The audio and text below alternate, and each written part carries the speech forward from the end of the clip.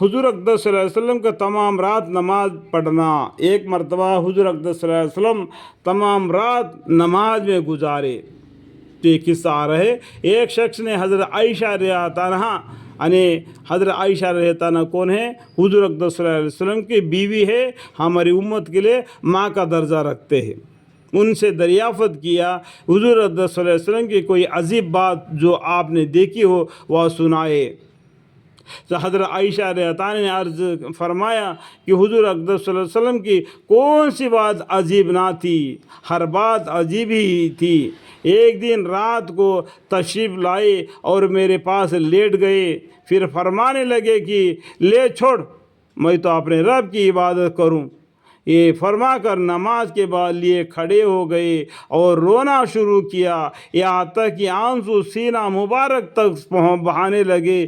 پھر رکوع فرمایا، اس میں بھی اسی طرح روتے رہے، پھر سجدہ کیا، اس میں بھی اسی طرح روتے رہے، پھر سجدے سے اٹھے، اس میں بھی اسی طرح روتے رہے، یہاں تک کہ حضرت بلال رضی اللہ عنہ نے آ کر صبح کی نماز کے لیے آواز دی۔ میں نے عرض کیا، یا رسول اللہ صلی اللہ علیہ وسلم، آپ اتنے روئے، حالانکہ آپ صلی اللہ علیہ وسلم معصوم ہیں، اگلے پچھلے سب گناہوں کی اگر بالفرض ہو بھی تو مغفرت کا وعدہ اللہ تعالیٰ نے فرما رکھا ہے۔ آپ صلی اللہ علیہ وسلم نے ارشاد فرمایا کہ پھر میں شکر گزار نہ بنوں، یعنی اللہ کا شکر گزار بندہ نہ بنوں؟ اس طریقے پیغمبر صلی اللہ علیہ وسلم نے جواب دیا۔ اس کے بعد اور ارشاد فرمایا، میں ایسا کیوں نہ کرتا حالانکہ آج مجھ پر یہ آیتیں نازل ہوئی، اِنَّ فِي خَلْقِ السَّمَاوَاتِ وَالْأَرْضِ۔ آل عمران کی یہ آیتیں آخری رکوع کے ہے، آل عمران کے آخری رکوع کی آیتیں نازل ہوئی تھی اس رات میں۔ تو پیغمبر صلی اللہ علیہ وسلم رات بھر نماز میں کھڑے رہ گئے، اللہ کے سامنے روتے رہے، آنکھوں کے آنسو داڑھی تر ہو کر سینہ مبارک تک پہنچے۔ الحمدللہ اللہم اغفر۔ یہ متعدد روایت میں آیا ہے کہ حضور اکرم صلی اللہ علیہ وسلم رات کو اس قدر لمبی نمازیں پڑھا کرتے تھے کہ کھڑے کھڑے پاؤں پر دھرم آ جاتا، یعنی کھڑے کھڑے اللہ کے سامنے پاؤں بھی موٹے ہو جاتے تھے، کھڑے اتنا دیر کھڑے ہونے کی وجہ سے۔ لوگوں نے عرض کیا، یا رسول اللہ صلی اللہ علیہ وسلم، آپ صلی اللہ علیہ وسلم اتنے مشقتیں اٹھاتے ہیں، حالانکہ آپ صلی اللہ علیہ وسلم بخشے بخشائے ہیں، آپ کو اللہ تعالیٰ نے بخشے بخشائے ہیں، پھر بھی آپ اتنا مشقتیں برداشت کرتے ہیں۔ آپ اللہ کے سامنے کھڑے ہو کے نماز پڑھتے تو آپ کے پاؤں سوج جاتے ہیں۔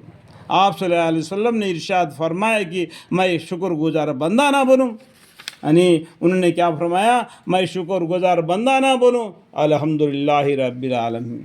یہ شوق و شوقت ان صحابہ اکرم رضی اللہ عنہم حضرت محمد مصطفیٰ صلی اللہ علیہ وسلم کی اپنی امت پر ہے۔ اس طریقے سے انہوں نے اپنی امت کی درجہ بلند فرمائی باقی امتوں سے۔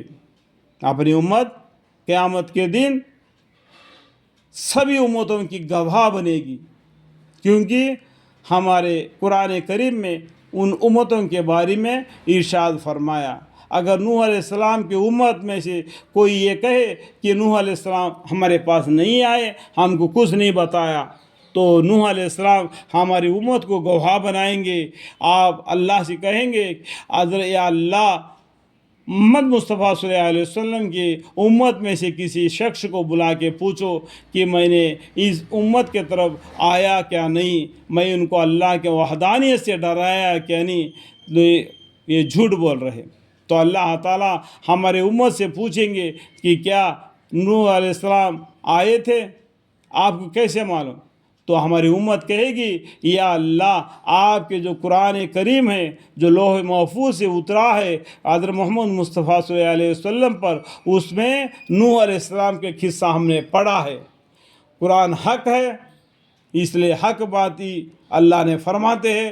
تو نوح علیہ السلام دنیا میں آئے، امت کو ڈرایا۔ یہ ہماری امت کا تمام امت پر یہ درجہ رکھتا ہے۔ آج ہم اس امت کے بندے ہیں، ہم کس راہ پر گزر رہے ہیں، اور انسان اپنے آپ کو سوچے سمجھے، کوئی سمجھانے کی موقع نہ ملے۔ اللہ تعالیٰ سب کو سمجھنے کی توفیق عطا فرمائے، آمین۔